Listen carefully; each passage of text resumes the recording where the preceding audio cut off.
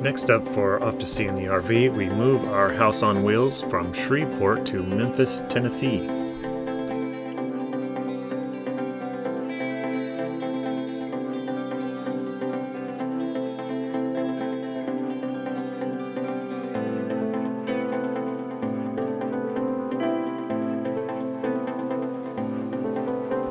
This is the Memphis KOA journey, and even though the name has Memphis in it, it's not actually in Memphis, Tennessee.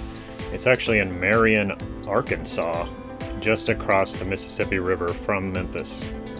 As we continue to travel around the country, we are constantly learning all the nuances of the different types of RV park organizations.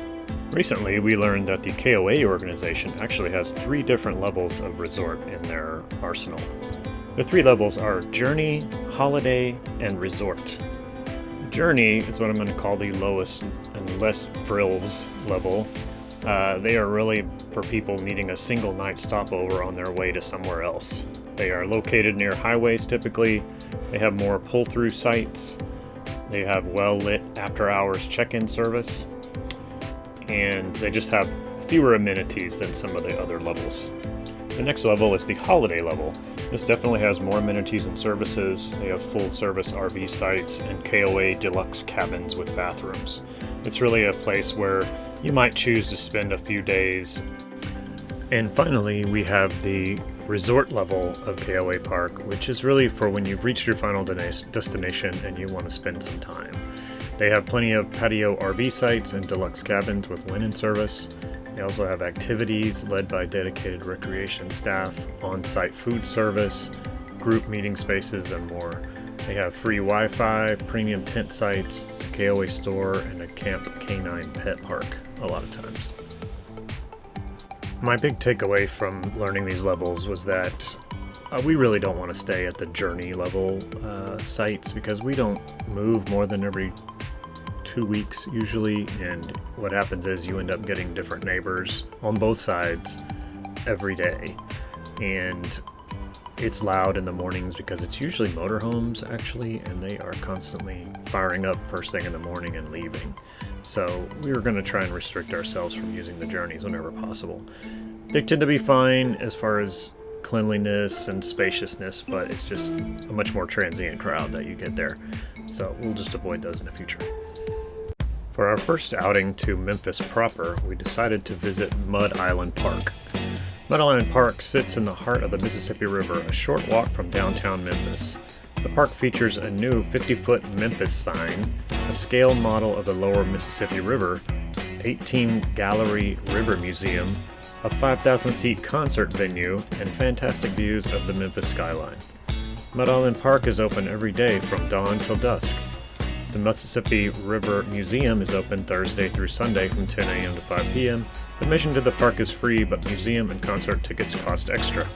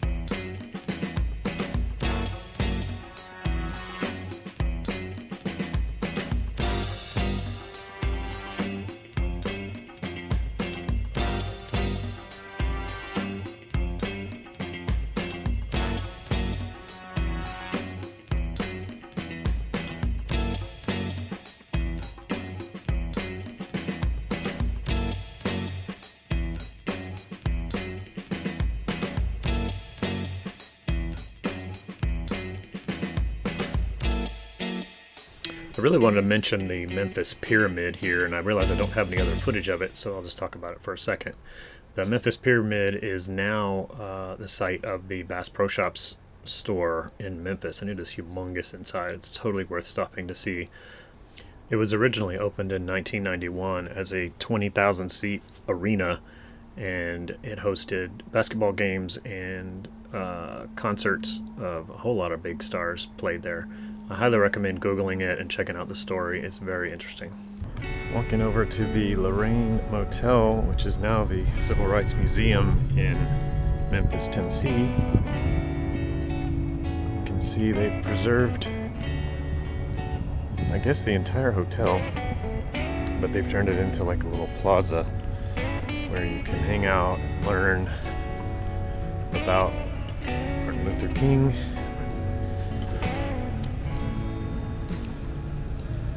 This room right here with the white and red wreath on it is the room where Martin Luther King was when he was killed.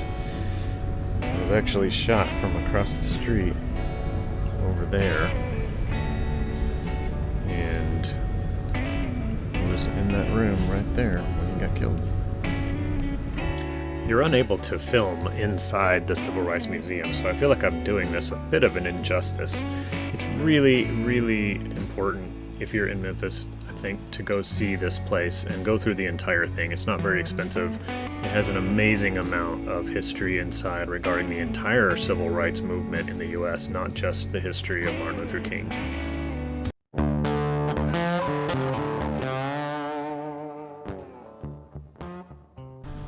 Alright, now we are at the National Ornamental Metal Museum. Whoa. There's a really cool gate right here.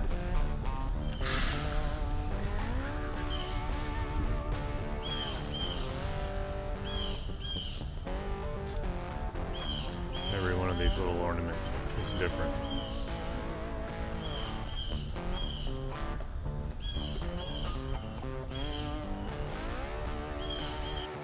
Inside the Metal Museum, they always have a featured artist.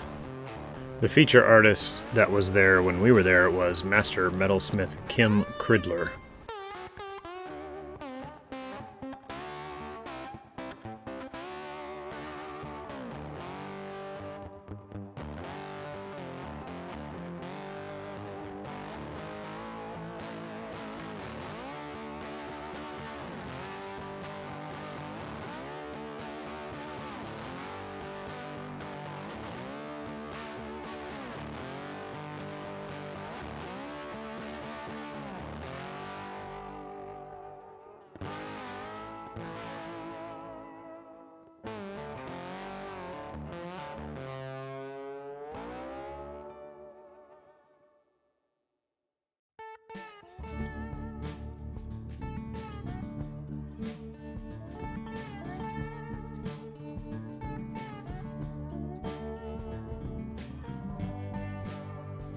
Very nice grounds here at the Metal Museum.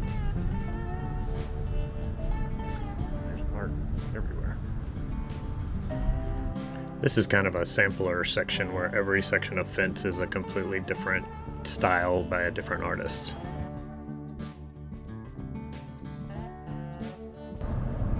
Cast iron pergola at the Art Metal Museum.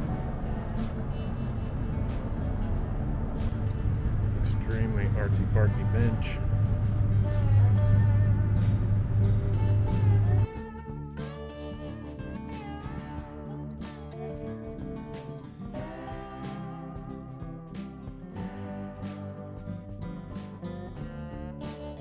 Look how cool this is. A giant piece of metal goes through that rock, and it's bent. How they would do that without breaking the rock.